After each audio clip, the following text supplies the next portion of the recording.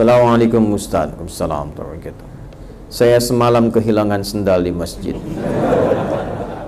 Inna lillahi wa inna ilaihi raji'un. Lalu pihak DKM memberi sendal. Alhamdulillah. Namun di sendal tersebut terdapat tulisan sendal masjid. Apakah itu termasuk mempersalahgunakan wakaf dari masjid? Tapi itu sudah ada persetujuan dari DKM. Masya Allah.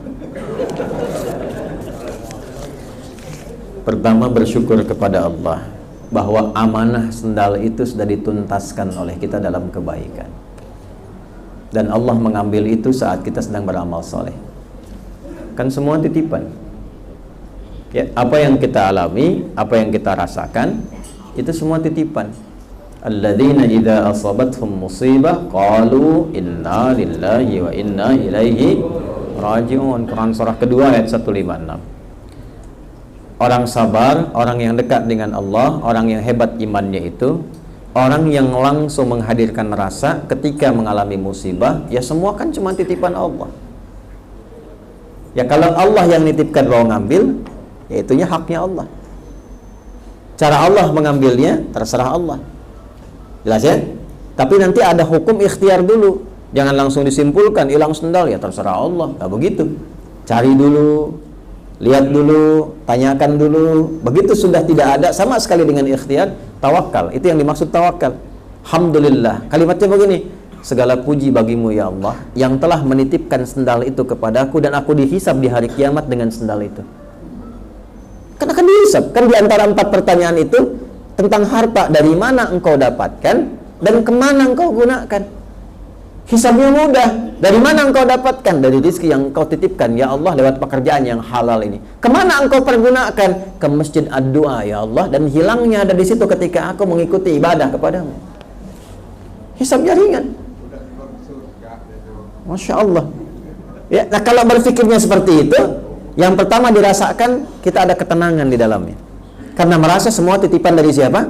Allah, dan diambilnya dalam keadaan sedang beramal saleh. Jelas? Adapun yang ngambil, ya dia mendapatkan bagian yang haram untuknya. Ya, karena pencuri itu tidak akan mengambil kecuali yang haram. Kan haram ketemu haram. Jelas ya? Halal ketemu apa? Halal. Nanti kalau ada sifat seperti itu sudah muncul, yang hebat begini, Allah akan ganti dengan yang lebih baik dari apa yang pernah kita dapati. Karena orang ini dipandang mampu mengelola nikmat Allah dengan cara yang baik, maka Allah tambahkan. Itu yang dimaksud Quran surah ke-14 ayat 7. La in syakartum la azidan. Masya Allah. Hilang sandal, datang sandal yang baru. Mereknya sandal masjid. Itu nggak dijual itu, akhi. Antum cari di toko-toko mereknya sandal masjid, gak akan ketemu. Ya, maka diberikan hadiah mereknya langsung baru dengan nama sandal apa? Sandal masjid. Nah, apakah sandal itu saat digunakan benar digunakan secara pribadi atau hanya untuk dikhususkan di masjid? Perkaranya apa? Hadis Nabi sallallahu alaihi wasallam di Al-Arba'in urutan yang ke-6. Qala Rasulullah sallallahu alaihi wasallam, innal halala bayyinun wa innal harama bayyinun wa bainahuma umurun mushtabihat. Yang halal itu jelas, yang haram jelas, di antara keduanya itu syubhat yang meragukan. Kalau ada syubhat, jangan langsung disimpulkan, ditinggalkan. Tanyakan statusnya supaya jelas halal haramnya dulu. Itu rumus syubhat. Rumus yang pertama perjelas dulu, tanyakan dulu, jangan langsung ditinggalkan. Syubhat ditinggalkan tidak. Tanya dulu, perjelas dulu, betul-betul sehingga syubhatnya hilang. Maka cara yang benar bagaimana? Tanyakan kepada pengurus masjid, ke DKM-nya. Pak, afwan, ini sandal yang ini statusnya, sandal masjid ini, apakah statusnya hanya untuk di masjid, jadi saya pinjam sampai ke rumah, atau memang berhak saya gunakan? Yang dikhususkan oleh jamaah memfasilitasi jamaah, ya, yang dikhususkan oleh masjid memfasilitasi jamaah yang kehilangan sandal misalnya, sebagai infak yang dikelola dan direalisasikan lewat sandal. Lalu masjid menjawab misalnya, tidak, memang itu dikhususkan dari masjid bagi orang-orang yang ke masjid yang mungkin boleh jadi kehilangan sandal atau sandalnya rusak dan sebagainya. Cuma ada mereknya sandal masjid untuk kenang-kenangan supaya rajin ke masjid, misal begitu. Ya, supaya antum nggak pakai untuk maksiat, supaya antum nggak pakai untuk hal-hal yang tidak disukai Allah. Kan malu pakai sandal masjid maksiat, misal. Kan itu bisa-bisanya aja mungkin ya.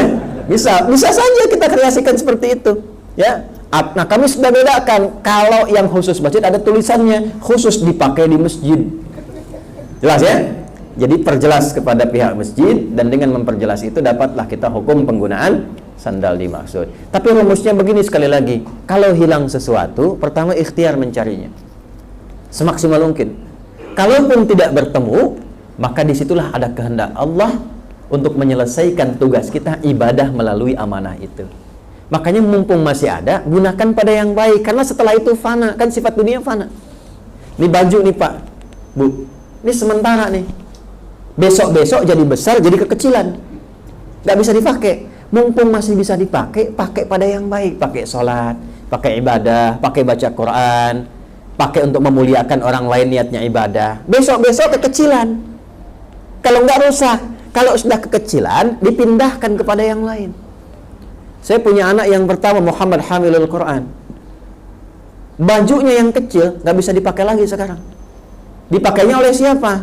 Anak yang ketiga, Ahmad. Ahmad pakai baju kakaknya. Kakaknya selesai tugasnya, turun ke anaknya. Demikian kita seperti itu. Semua dunia tuh begitu. Apa dikira sandal akan selamanya? Tidak. Kalau bukan rusak, kaki antumnya yang kegedean. Kendaraan juga begitu. Itu motor, besok-besok itu sudah kadaluarsa. Mobil muncul yang baru, akhirnya soak tuh yang itu. Mumpung masih digunakan, bisa dipakai, pakai pada yang baik. Besok-besok rusak. Dunia itu fana. Semua yang terkait dunia akan fana. Kalau bukan kita yang meninggalkan duluan, maka dunia yang meninggalkan kita duluan. Begitu rumusnya. Itu yang paling penting. Kalau sudah kita tawakal di titik tertinggi, tahu cara menggunakan, maka fabi ayyi ala'i rabbikuma tukadziban. Saya punya sepupu, dia masuk pesantren. Ini kisah nyata. Dia pakai sendal pertama kali ke masjid, hilang sendalnya. Dia beli yang kedua untuk sholat yang siang harinya, hilang lagi. Hari berikutnya dia beli gembok. Ini nyata. Itu Masya Allah, pertama dipakai gembok awet, kedua dipakai hilang dengan gemboknya. Dia putuskan yang keempat, nggak pakai gembok lagi. Dia tulis di situ, bertakwalah kepada Allah. Itu sendal awet. Begitu hilang kalimatnya, hilang sendalnya. Dia simpulkan yang kelima, dah tawakal aja sama Allah. Yang penting saya niatkan untuk berbuat baik, dan dia doakan tuh supaya yang menggunakan sendal itu juga mendapat kesadaran. Tahukah antum apa yang terjadi? Begitu sifat itu muncul dalam dirinya, dia ke masjid, dia diperlihatkan keempat-empat sendalnya yang hilang itu. Paham? Kadang-kadang hikmah itu datang belakangan setelah kita menyadari tentang nilai kehidupan yang Allah titipkan kepada kita. Allahu a'lam bissawab.